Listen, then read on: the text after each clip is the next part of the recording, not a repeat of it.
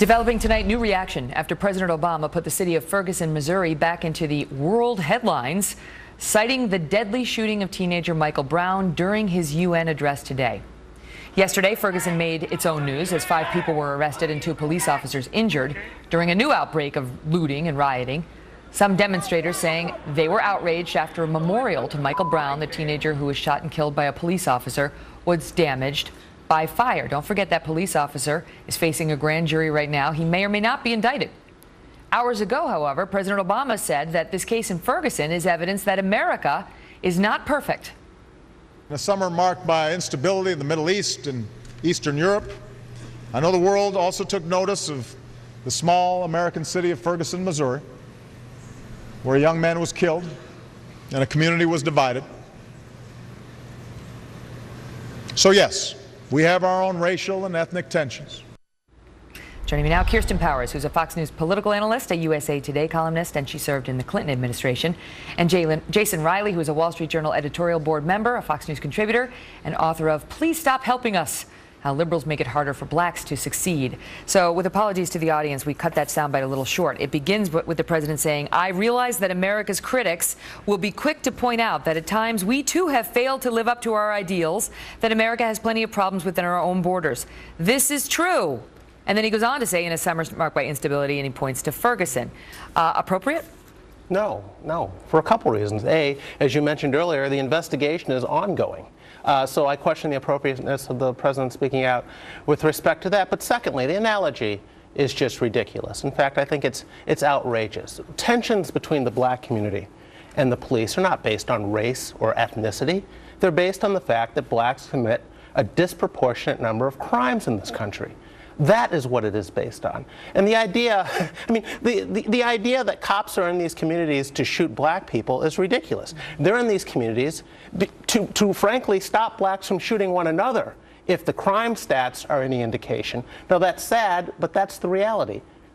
The critics have said, Kirsten, that the president seemed to be drawing a moral equivalence by even mentioning Ferguson in the same breath as ISIS, suggesting we can criticize those who are beheading Americans because we too have our own problems, like, you know, race tensions in Missouri. Yeah, I didn't think he was making an analogy. And if he was making an analogy, I would have a problem with it. I think what he was doing is he was trying to show humility. He was trying to, you know, he knows he's coming out. He's basically lecturing the rest of the world on how things should be, and he's saying, look, I know what you're thinking. I know you don't think we're perfect. We know we're not perfect. We have our problems. And look, our problems are frankly nothing compared to what's going on in a lot of these countries. I think Jason's point of the issue actually is more that this isn't actually a resolved case. We don't actually know the result of this or what kind of wrongdoing actually occurred. That was the part that I found problematic. Right. We don't know whether this police officer has committed any wrong whatsoever. Right. That's being handled by a grand jury, but he comes out and points to it as apparently a failure, that this is a problem or a failure. He says that's true about America. Krauthammer earlier said, Jason, that this is another edition of the apology tour. I think that's partly true. I think there is something to it, but I also think this is about November. I think this president and his attorney general and this administration, frankly, have been exploiting Ferguson from day one. They want to rile up blacks. They want to get them to the polls. Democrats are worried about black turnout in November.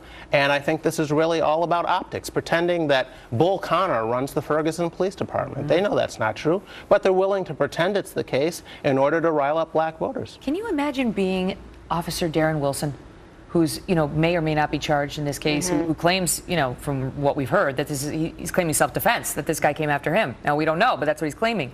And then have the president hold up your case in front of a world body? Well, this isn't the first time he's done this. Of course, remember when he did the same thing to the YouTube filmmaker in the same speech. Right. You know, basically went out and condemned him in front of the whole world. Well, and then there was the as if he had committed a crime by making some cheesy YouTube video. So this is something that he does, and I think, you know, I think that's what makes it inappropriate is because there has not, it's not as if there has been a trial and somebody has been convicted and we know exactly what happened. What if he's speaking more to sort of the racial breakdown, or at least the distrust between the African American community in Ferguson and the police? I mean, he seems to be speaking to, you know, that distrust and how America has its own issues, separate and apart from Darren Wilson's case. Well, there is distrust, but the reason is why. That distrust is based on hard crime data. Okay, well, then that's a problem. I mean, why is it appropriate for him to say to the United Nations, we got problems too?